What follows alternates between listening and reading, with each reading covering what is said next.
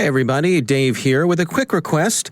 If you could leave us a review on whatever platform it is you listen to this show, it'll help spread the word and grow our audience. So please take a few minutes and share why you think this podcast is a valuable part of your day. Thanks. Here's the show.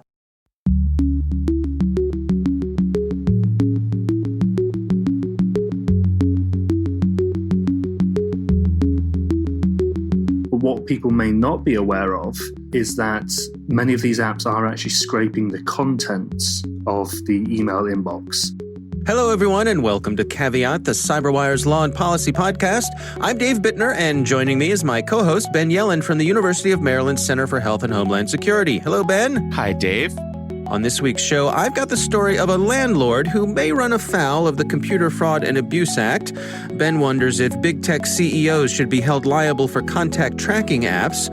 And later in the show, my conversation with Joseph Cox. He's a senior staff writer at Motherboard, and we'll be discussing his recent article, How Big Companies Spy on Your Emails. While this show covers legal topics and Ben is a lawyer, the views expressed do not constitute legal advice. For official legal advice on any of the topics we cover, please contact your attorney. We'll be right back after a word from our sponsors. And now a few thoughts from our sponsors at KnowBe4. What do you do with risk? We hear that you can basically do three things. You can accept it, you can transfer it, or you can reduce it. And of course, you might wind up doing some mix of the three. But consider this. Risk comes in many forms, and it comes from many places, including places you don't necessarily control. Many an organization has been clobbered by something they wish they'd seen coming. So what can you do to see it coming? Later in the show, we'll hear some of KnowBe4's ideas on seeing into third-party risk. And we are back. Ben, before we get into our stories this week, some quick follow-up. But last week we talked about the notion that the Supreme Court may be taking on the CFAA, the Computer Fraud and Abuse Act. And since that episode was published, there's been some movement there. There has. So the case we discussed on our last episode was Van Buren v. the United States. And in the time since we recorded that episode, the Supreme Court has granted certiorari over that case, meaning they will hold oral arguments next fall and make a decision sometime in early 2021. So definitely listen to our previous episodes for the details on the case. But when we had discussed it, we said it was likely, but only a possibility that they'd take up the case. And now we know that they, in fact, have taken up the case. So yeah, I've been seeing on Twitter anyway that folks in the cybersecurity world seem to be kind of pumped up about this. Yeah, there's a lot of interest. I mean, it's for compliance purposes, it's very difficult to have multiple interpretations of the Computer Fraud and Abuse Act, depending on which judicial circuit you happen to be sued in. So having the Supreme Court decide and hand down on tablets once and for all what the Computer Fraud and Abuse Act actually means and what the act means by unauthorized access is going to be a huge relief for people who rely on definite interpretations of this statute. The only warning I'll have is, you occasionally get these cases where the Supreme Court can't really come up with a definitive decision. So there are multiple part opinions joined by, there's the plurality opinion joined by two other justices. And then there's a concurrence, dissenting in part, type thing. So I hope we get a true definitive answer and not one of those wishy-washy decisions that we see sometimes. All right. Well, time will tell. So obviously, we will keep a close eye on that. Let's move on to our stories this week. Ben, why don't you kick things off for us? Sure. So my story comes from CNBC. The headline is Apple and Google CEOs should be held responsible for protecting coronavirus tracking data, says GOP Senator Hawley. So this is Josh Hawley, a freshman Republican senator from Missouri. As our listeners may know, Google and Apple announced they have developed a voluntary application to help with tracking of coronavirus cases. So it would use, and I think we've talked about this, it would use Bluetooth and alert people people if they've come into close contact with those that have tested positive for the virus. Obviously, in the privacy and civil liberties community, there was a lot of concern, even though this would be both a voluntary program and the data would be anonymized. We know that there's always the potential for anonymized data to be exploited, and you can unmask people just based on anonymized data. And that piqued the concern of Senator Josh Hawley from Missouri. He's kind of a rebel within the Republican caucus. He's a pretty staunch privacy advocate and has been a very large critic of the tech companies on this issue and others. And he wrote a letter to the CEOs of Google and Apple, who will probably put this directly into their paper shredders. Figuratively, if not literally. And he said that if you are going to introduce these applications, you as CEO should be held personally liable for any privacy errors, for any privacy invasions of the users of these applications. So to put this in colloquial terms, that's not really a thing. The reason why companies incorporate themselves, turn into corporations, is really for two reasons. One is for tax purposes, and the other is to shield themselves personally from liability. So you sue the companies, you don't sue generally the CEO of companies. That's what's called you can try and pierce the corporate veil. But generally the reasons corporations incorporate is to make it so that the senior officers are not subject to personal liability. So this letter is really more of a stunt. It's saying, you have assured your consumers through various public disclosures, posts on Medium, etc., that you are going to protect their privacy through this voluntary application. And you've promised them that this application will cease to exist once this emergency has passed. Mm-hmm. And what the senator here is saying is put up or shut up. If you are so sure that you're not going to violate people's digital privacy, then why don't you make yourself personally liable, personally on the hook for any potential lawsuits? We could never put it past politicians to engage in this type of gimmicky behavior. But I do think, it's sort of a warning shot across the bow to these companies saying Congress is watching you. We appreciate that you're putting forth this effort. We know that one of the ways we're going to get out of this crisis is through this type of tracking and surveillance, but we're not going to let you do it in a way that exploits consumers. And at least that's the view of this senator. I have some insights here. I actually did an interview with a researcher from Boston University who was part of a large team of folks who were putting together a system called PACT, which is one of the systems that is being put forward for contact tracing. And these are folks from Boston University, from MIT, folks who know about these sorts of things. If you're interested, there's an entire episode of it on the CyberWire's Research Saturday show, so a little plug for that. We go into a lot of the details. And let me say, these folks are focused on privacy. They are laser focused on privacy. And their hope is to work along with Apple and Google, whose systems are very similar. It seems like all of these systems are coming at this from similar directions. So they're taking similar approaches. And I have to say, after my conversation, I was very impressed with the degree to which privacy has been a priority for these folks, and actually how little information, personal information, is being gathered and exchanged with the way that these apps work. Yeah, I've sort of been struck by the same thing as well, and that's an interesting insight. There are a lot of privacy barriers that these companies have put in place. First of all, you have to opt in to having your data collected. So, there are a lot of applications that we use where this type of data sharing is not opt-in. You're going to hear about some of them on the interview in today's show. So that's certainly something that doesn't always exist. The contact tracing is done on a user's device with only non-identifying keys stored on the Google and Apple server. So that's a pretty robust privacy protection. You can put into place all of the protections you want. There are always going to be some vulnerabilities. And if you read the senator's letter, I think he identifies several of the potential vulnerabilities. If so many people are downloading this app onto their device, there could be some sort of enterprising hacker who could exploit the system and steal personal information. But you have to strike that balance. There are pretty robust privacy protections, and in order for us to go to our hair salons again and to go to public swimming pools over the summer, we're going to have to do this type of contact tracing. So as a policy matter, given these robust privacy protections and given the necessity of this project, I think a lot of us, are kind of willing to give this a try. I think what the senator is saying to these companies here is give it your best shot, but if you screw up, this is on you, and you should be bearing the brunt of any damage you cause in terms of stolen data or compromised data to the user. So, I think in reality, this isn't going to make Apple or Google think twice about introducing this application. And, senior people at all levels of government seem far more amenable than the senator does to this type of tracking technology, especially since it is a public-private partnership. But I thought it was particularly interesting that one senator was so gung-ho about putting these company CEOs on notice.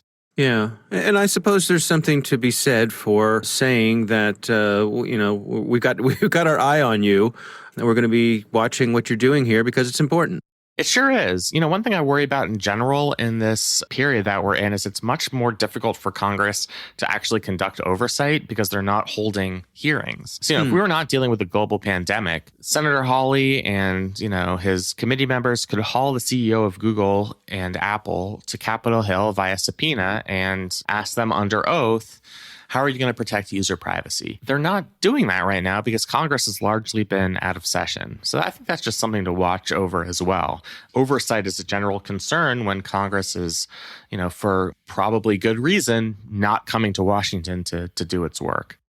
All right. Well, I think it's really going to be interesting to see as these things are rolled out, to see how many people are comfortable using them and how useful they actually are. This is new ground, right? This is new stuff for all of us. And it's like, we got to try something, I think that's the attitude of these companies and most governments in general is, we just had a story this week that the state of Maryland, in an effort to procure enough testing kits, made a deal with the nation of the Republic of South Korea to obtain 500,000 testing kits. So it's sort of like we're all just trying our best to get through this. And I think Google and Apple are engaged in that effort. And I think it's important and good that they're trying. Yeah. All right. Well, it's interesting stuff. My story this week, this came via Twitter, and this is an exchange that has attracted a lot of attention because it has come through Twitter and because it is difficult to vet these sorts of things that come through online. I think it's best for us to approach this hypothetically. Sure. But there are some very interesting things that this hypothetical exchange illustrates here. I tell you what, Ben, how about this is a text message exchange. Should we do a dramatic reading? Yeah, I was thinking, let's do a dramatic reading. Okay. I will be the landlord, and you can be the tenant. And it starts off, and it goes like this. You got your stimulus, just asking, are you going to pay rent or part of rent with any? I'm trying to close out the books for April. Hey, how do you know I got my check? Because I had to check several people today and checked yours also. People were calling me. How did you check it? Online. Where? IRS. So you access this information on the IRS website? Did you need to use my SSN for that or something? Yes, I did this for everyone who called me today and yesterday. So are you going to be making a payment towards rent so I can close the books out for April? And scene. All right. So, okay, let's unpack this, Ben. Let's say I am renting an apartment from you, and obviously as part of my rental application, there's going to be all sorts of information on that application, including my social security number. You may want to run a credit check on me, those sorts of things, all regular parts of doing business. And so we find ourselves in this situation now where there's a website that the IRS has put up where you can check to see if your stimulus check has come in. And so in this hypothetical situation, we imagine a landlord using the information that they have from that rental application, social security number, those sorts of things, logging on to the IRS's website as the tenant to see if they got their money? Help me understand the many things that are wrong with this. Yeah, so there are many things wrong here. First of all, let's start with what the IRS has done wrong, which I think, in creating this portal, they really had to do it under a rushed timeline. The stimulus was passed, in the last month, and they had to work very quickly to give people a portal to look up whether they've received their payments. Now, to enter that portal and to get information on your own stimulus check, I think you have to enter your date of birth, social security number. Was it maybe like the returns, maybe for additional information, you had to put in the amount of refund you got in the previous tax year or something like that. But I think for just basic information, it might have just been date of birth, social security number. That's something that's readily accessible to a landlord. Not to mention, beyond a landlord, those are the types of things that can be found on the dark web. I think I read somewhere else that because of the Equifax breach, a lot of that information for millions of users is online. So, I could find out probably if my neighbor received her stimulus check. So that's problematic behavior on the IRS's part. I guess that gets to the problems with the landlord, which are obviously significant. This seems like a textbook violation of the Computer Fraud and Abuse Act. If you go to that IRS website, they have a very clear user agreement that says you can only access this database for an authorized purpose. And if you access it for an unauthorized purpose, you are potentially going to violate both the Computer Fraud and Abuse Act and various IRS laws and regulations about unauthorized access to tax returns. So this is likely illegal if you've determined that your landlord has been going into that portal to see if you've received your stimulus check, to see if you are able to pay your rent. It's probably worthwhile to contact your attorney in those circumstances. It certainly strikes me as a violation of that user agreement with the IRS and a pretty clear-cut violation of multiple federal laws. So certainly not the best behavior on the part of this landlord. And I understand, landlords are in a difficult position right now. Many of them have voluntarily said to their tenants, you don't have to pay rent for a couple of months. I'm trying to be generous. I want to be one of those wonderful landlords that shows up on John Krasinski's Some Good News program. I'm so nice. You won't have to pay your rent, blah, blah, blah. Right. Other states have suspended evictions. So if people are unable to make rent payments, the landlord is unable to evict the tenant. And, that puts the landlord in a pretty difficult financial position.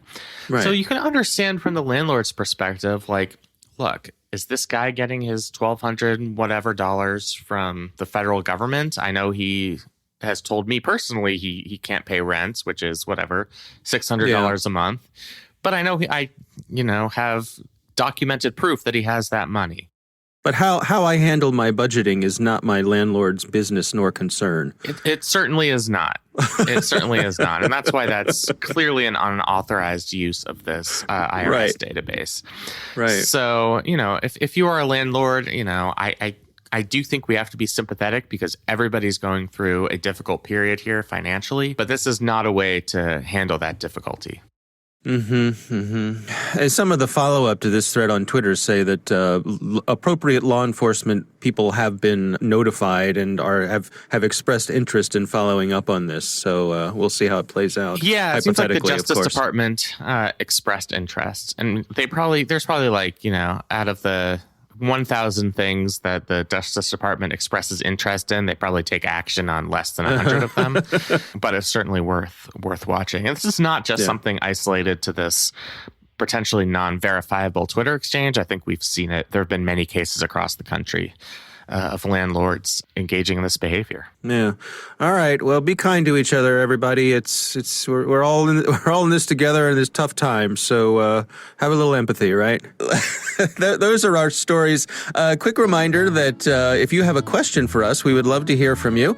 Our call-in number is 410-618-3720. That's 410-618-3720. You can also email us. It's caveat@thecyberwire.com. Coming up next, my conversation with Joseph Cox. He is a senior staff writer at Motherboard, and we're going to be discussing his recent article, How Big Companies Spy on Your Emails. But first, a word from our sponsors.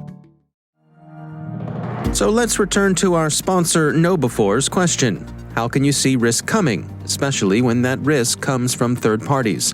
After all, it's not your risk, until it is.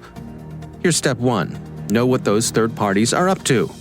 KnowBe4 has a full GRC platform that helps you do just that. It's called KCM, and its vendor risk management module gives you the insight into your suppliers that you need to be able to assess and manage the risks they might carry with them into your organization. With KnowBe4's KCM, you can vet, manage, and monitor your third-party vendors' security risk requirements. You'll not only be able to pre-qualify the risk, you'll be able to keep track of that risk as your business relationship evolves. KnowBe4's standard templates are easy to use, and they give you a consistent, equitable way of understanding risk across your entire supply chain. And as always, you'll get this in an effective automated platform that you'll see in a single pane of glass. You'll manage risk twice as fast at half the cost. Go to kb4.com/KCM and check out their innovative GRC platform. That's kb4.com/KCM. Request a demo and see how you can get audits done at half the cost in half the time. And we thank KnowBe4 for sponsoring our show. And we are back. Ben, I recently had the pleasure of speaking with Joseph Cox. He is a senior staff writer at Motherboard, and he recently penned an article. It was titled, How Big Companies Spy on Your Emails. Some really interesting insights here. Here's my conversation with Joseph Cox. On the Apple App Store or the Google Play Store, there are plenty of different apps that promise to either streamline or professionalize your email inbox. Maybe they get rid of clutter, maybe they make your replies a bit smarter with machine learning or AI or something like that, but they basically try to offer some sort of benefit when it comes to email. Now, of course, a lot of these apps are free, and many people do download them. But what people may not be aware of is that many of these apps are actually scraping the contents of the email inbox and then developing products off that.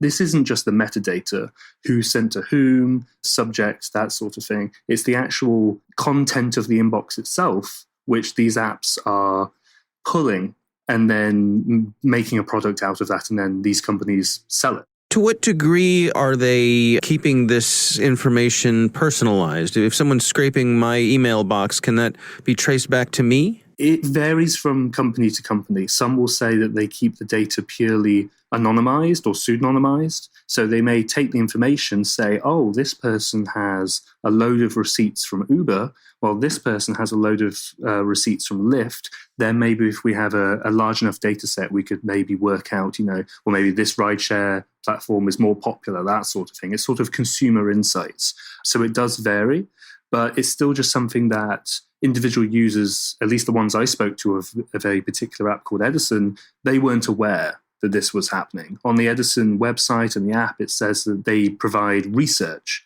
The users didn't necessarily understand that actually meant, well, we're scraping the contents of your emails. Yeah, that was a particularly eye-opening thing to me when I read that in your article. That phrase, create research, makes it seem sort of benign. But I suppose some of the folks that you interviewed, when they found out this information, they didn't feel that way about it. Yeah, the term research does give sort of a academic twinge to it. I don't think the story is so much of the actual scraping itself. I mean, a lot of us are going to be used to targeted advertisement, people getting our browsing history, that sort of thing. It is more just that the companies, at least according to the users I spoke to who actually use these products, the companies weren't necessarily clear with what they're doing with user data. Could this run afoul of GDPR, for example? I mean, there could be the case that the privacy policies have not been clear enough, and then that could be an avenue for, debating whether this has violated certain laws or not. I'm not a lawyer. I wouldn't make that legal argument, but the fact that these users were confused or were not aware that this data collection was happening, I mean, it shows that there could be a case to be made there. How much of this do you suppose falls into the user's lap for responsibility? I mean, there's that notion that if you're getting something for free, that should make you wary in itself. Yeah, I mean, as you say, if you download a free app today, it would be great if users considered, hey, how am I actually paying for this. It's almost become a cliche at this point, but it just keeps cementing itself over and over again. If you're downloading this app for free, you are paying for it in another way, and in this case, your data. It would be good if users did exercise that skepticism a little bit more, but ultimately the responsibility is on the companies to be clear in the first place, and then users can make an informed decision, whether they want to download it or not. It would be different if the companies were very clear and were very upfront, and then the user didn't actually read the app description and they still downloaded it. Well, the onus is on the user there. But it seems that if these users are to make informed decisions, the companies do need to be clearer and not use words such as research, which is, ambiguous. Do these apps have an option to opt out of this sort of data gathering? It does vary from company to company, and with some you can opt out. And this seems to have especially changed with California's new consumer protection law when it comes to data privacy. So you could go and say, hey, please don't sell my data, or please opt out. And of course, as we saw with GDPR as well, it kind of makes sense for a lot of companies not to only enforce these sorts of measures for just the Europeans, because then you have to, maintain two different computer systems essentially. And the same with the Californian law. When those measures came into effect and these companies implemented systems, they just apply it to everybody. But still, the user needs to be aware of, and they need to know that they can opt out. But if you dig through, it can be possible with some services, yeah. Help me understand the value here to the organizations that are buying this data. If that data has been anonymized, I would imagine keeps them from being able to directly market to me. So what are they getting out of this? So the way we came across the story, first of all, was through a leaked document from JP Morgan, sort of the investment side. And it has dozens and dozens of companies described in there that would be of interest to investment bankers. Maybe some will get location data so they could see that, there are a lot of phones on this oil platform. Maybe this area of the world is particularly resource heavy. Or in this case, they can look through email inboxes and then develop a product from that. When it comes to investment bankers or hedge funds or anything like that, the value may be maybe they could spot the early signs of a successful startup. A lot of people are getting receipts from this company and it's coming out of nowhere. Maybe now would be a good time to invest. Or they may be able to see if, a company is declining in a number of customers as well. And you could do that even if the data is anonymized. You just need to know how many receipts are going into somebody's inbox to do that. So it's of particular interest to investment firms, bankers, and like that sort of financial sector. And they are huge on the so-called alternative data industry, which includes all of these sorts of sort of novel, not first-party ways of getting information. Oh, that's fascinating. What has the response been since your article was published? Have you seen any pushback? Edison published a blog post on their Medium page, if I recall correctly, and they, just laid out sort of what they do with the data and defended their position. And to be clear, I'm not attacking any individual business or anything like that. It's just when the users weren't aware, it seemed like there was a story to be written and that, people aren't aware of this and they're even using the app. So Edison has become a bit clearer on what it does with the inboxes it scrapes. In your estimation, what would be the ideal outcome here in terms of these apps alerting their users as to what they're doing and giving them options to control the amount of data they're sharing? I think the ideal outcome is just that users can make informed decisions. They can look at an app, it's clear on, what they are paying with the app when they download it, be that their data or something else. And they can decide whether they want to do that or not. Again, if a user sees that and they decide they want to use that product, that's absolutely fine. And it's their prerogative, it's up to them. But if the customer is not making an informed decision, then I think there's a problem there. Yeah, I mean, it strikes me as being sort of not unlike what a lot of grocery stores do, where, you have a loyalty card or something like that, and in exchange for discounts on products, the grocery store gets to track the things that you do or the things that you buy. And for many people, that's a reasonable exchange to make. But again, as long as you're informed on that, then it's fine. But I guess the point here is that when they're burying things inside of EULAs and so on and so forth, as you mentioned, calling them research, that's not exactly forthcoming. Yeah, that's a good comparison. As you say, with the grocery stores, I mean, people are very used to these loyalty card programs. And maybe even if you and I and others may say that, well, if you're not paying for the app, you're paying some other way. Maybe there is still a little bit of a gap there because people clearly aren't actually aware of it to the same degree that they are with loyalty cards and other more, established sort of data programs. What are your recommendations for people who want to do a better job staying on top of this sort of thing? When you're out there in the App Store looking for tools like this that legitimately could help you streamline your day, what are some of the things you should be aware of? I would say, first of all, carefully read the description in the App Store, as in the one in the Apple App Store or the one in the Google Play Store. When you go to download the app, there'll be a description there of the service. Carefully read that and see if there are any flags. If they sell, we don't sell personal data, okay, that's not the same as selling we don't sell data. If we don't sell user data, again, that's not exactly the same thing. And then maybe try to make a decision off that. I don't think users should have to go read, a small, fine print, really long privacy policy, though, because that's going to be very tiring for the ordinary user. It may be opaque anyway, and they may come away not actually understanding what the app does. I think just exercise skepticism, vigilance, and just consider it. And if you're okay with giving permission to a service to access your inbox, you can do that. I mean, when you download an app, it will say things such as, this wants to have access to your Gmail, this wants to have access to your Outlook. You may not know the exact nuances of what that product is doing, but just think whether you want to grant that access. After Cambridge Analytica and various other privacy stories, there's just so much more renewed focus on this sort of thing, and especially with the new California law as well. We're just going to see more and more of these companies not necessarily getting into the space, but more people paying attention to how transparent they're actually being. All right, Ben, interesting stuff, huh? Yeah, it's one of those proverbial no free lunch stories. Any application that you are going to download for free, as Mr. Cox said, you will pay for that one way or another. That's why I always feel better when I see advertising on my applications, because if that's the way I'm paying for it, that's probably among the better alternatives than them collecting personal information about you. And I do think it was interesting that he talked about the sort of misleading nature of what these applications were claiming to be doing, saying that it was for research purposes. And as he said, that sounds very academic, and it doesn't sound like what they are doing, which is scraping your information for business purposes.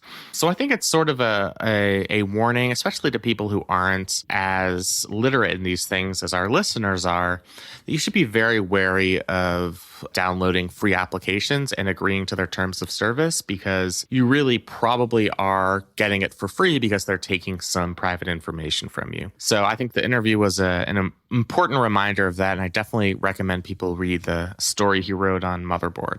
Yeah, it's an interesting shift, too, over the years, over really, I suppose, the past couple of decades of how we view some of these categories of apps.